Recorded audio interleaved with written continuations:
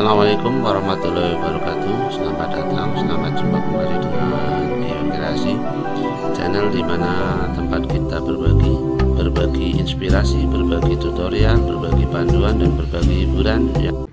Assalamualaikum warahmatullahi wabarakatuh. Perkenalkan, nama saya Mirza Lailatul Nikmah. Saya mahasiswi dari Universitas Muhammadiyah Gresik, Fakultas Ekonomi dan Bisnis, Prodi Akuntansi.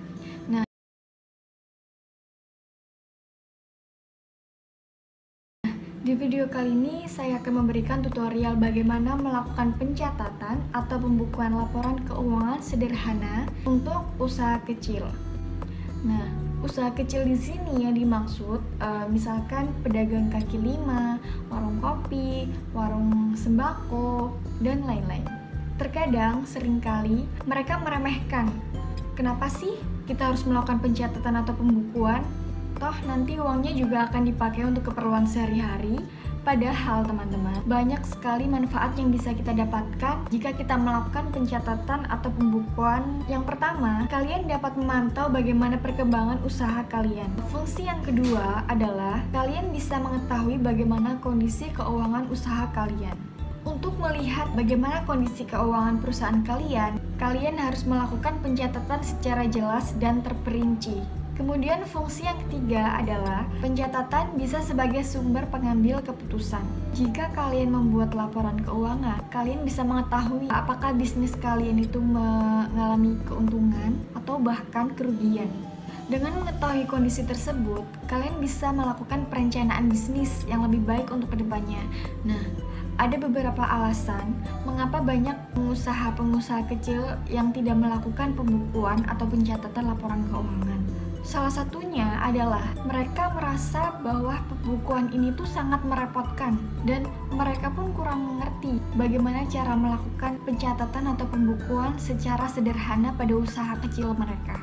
Alasan kedua, mereka yang tidak mengerti bagaimana cara melakukan pencatatan merasa bahwa mereka harus menyewa seorang akuntan sehingga mereka akan mengeluarkan biaya yang lebih banyak lagi. Padahal mereka sendiri pun bisa melakukan pencatatan untuk pembukuan laporan keuangan itu sendiri.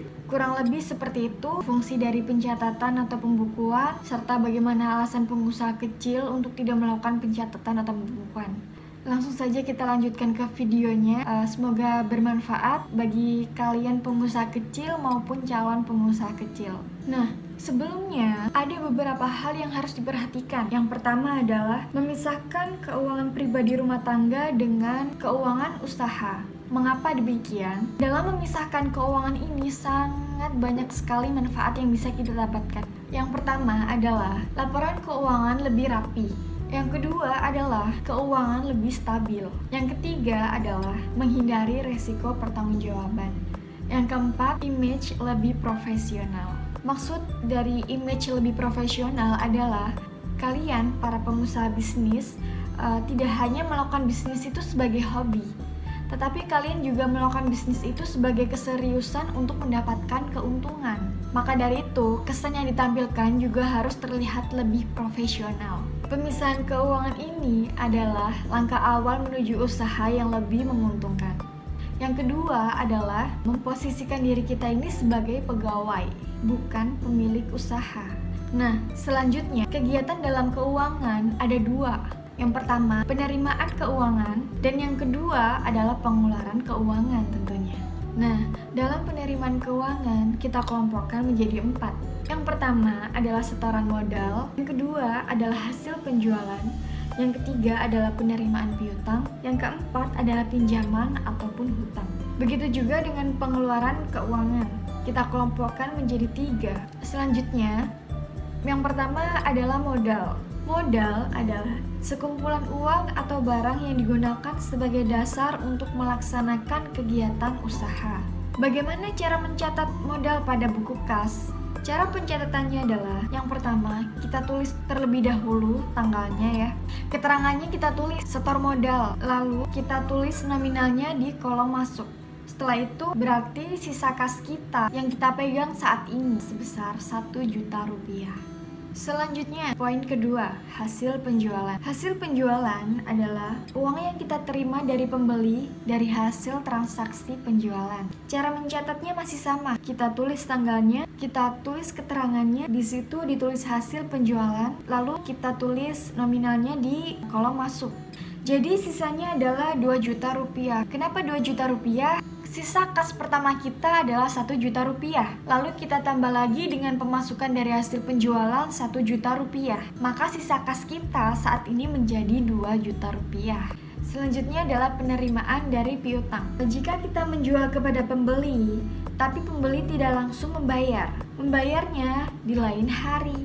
Cara mencatatnya masih sama. Keterangannya adalah terima pembayaran piutang, nominalnya adalah 100.000, sisa uang kas kita saat ini adalah 2.100.000. Kemudian pinjaman atau hutang. Jika kita mendapatkan pinjaman modal dari bank atau koperasi atau dari seseorang, misalkan tetangga kalian atau saudara kalian, jadi otomatis kas kita juga akan bertambah sebesar 250.000 rupiah. Sisa kas yang kita pegang saat ini adalah 2.350.000 rupiah. Nah, kita masuk ke pengeluaran uang. Poin yang pertama adalah pembelian. Pembelian adalah merupakan kegiatan mengeluarkan uang untuk memperoleh sesuatu. Cara mencatatnya adalah, misalkan kita membeli peralatan toko sebesar 500.000 rupiah, kita masukkan ke dalam kolom keluar. Sisa kas kita saat ini adalah 1.850.000 rupiah. Kemudian pada tanggal yang sama, kita beli barang dagangan. Sisa uang kas kita saat ini adalah 1.450.000 rupiah. Dan kita memberi ongkos atau transport kepada orang yang misalkan sudah membantu mengirim etalase, misalkan ongkos supirnya sebesar 100.000 rupiah, maka sisa kas kita saat ini adalah 1.350.000 rupiah. Poin yang kedua adalah pembayaran hutang. Pengeluaran uang untuk membayar hutang ke bank atau pihak yang memberi hutang kepada kita. Misalkan kita tadi hutang ke bank, kita harus membayar hutang kita ke bank. Cara mencatatnya pada buku kas adalah kita memberi keterangannya adalah bayar hutang, atau bisa kita lebih perjelas lagi bayar hutang kepada bank sebesar 50.000 rupiah.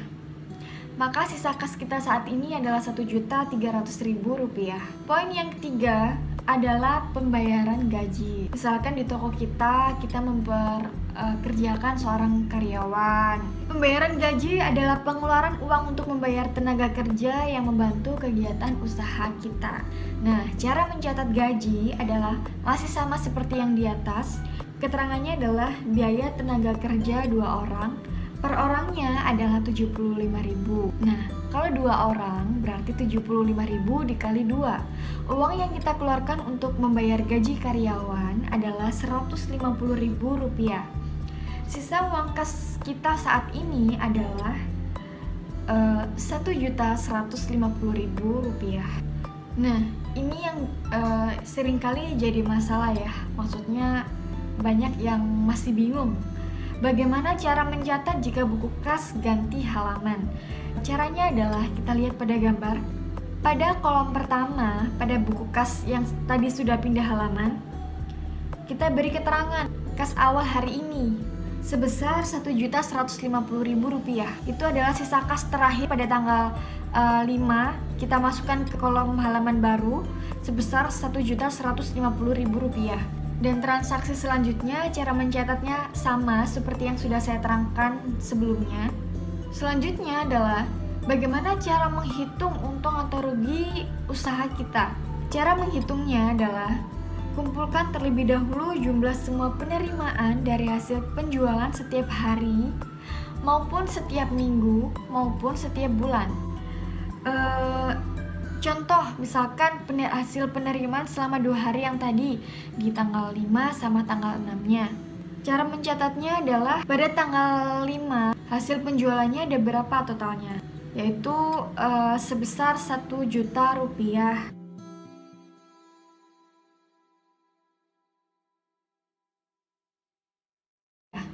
Jadi jumlah penjualan selama 2 hari yang kita terima adalah Rp1.600.000. Nah, selanjutnya adalah kita mengumpulkan juga terlebih dahulu pengeluaran yang sudah kita keluarkan selama 2 hari. Sama seperti tadi, kalau tadi penerimaan, sekarang pengeluaran. Nah, di situ jumlah pengeluarannya adalah sebesar Rp1.350.000. Dari mana? Nah, selama 2 hari ini kita melakukan pengeluaran, ada pembelian barang dagangan sebesar Rp400.000, kemudian ada ongkos transport Rp100.000, kemudian di tanggal 6-nya kita membeli barang dagangan lagi sebesar Rp400.000, ongkos atau transport sebesar Rp50.000, kemudian pada tanggal 5 kita memberi gaji 2 karyawan kita sebesar Rp150.000, di tanggal 6-nya juga sama Rp150.000, jadi totalnya adalah Rp1.250.000. Keuntungannya adalah Rp350.000. Dari mana? Rp350.000 kita dapatkan dari jumlah penerimaan yang kita dapat dikurangi dengan jumlah pengeluaran, hasilnya adalah Rp350.000. Laba bersihnya Rp350.000. Sisa uang kas terakhir Rp1.100.000. Kok beda? Bagaimana bisa beda? Nah, kita lihat posisi keuangan akhir selama 2 hari ini ya. Kas terakhir kita tadi sebesar Rp1.100.000. Itu sebenarnya terdiri dari yang pertama adalah keuntungan kita tadi Rp350.000. Hutang kita tadi kan jumlahnya Rp250.000. Nah, kita sudah membayar hutang selama 2 hari. Di tanggal 5 sebesar Rp50.000, di tanggal 6 sebesar Rp50.000. Jadi kita sudah membayar hutang kita Rp100.000.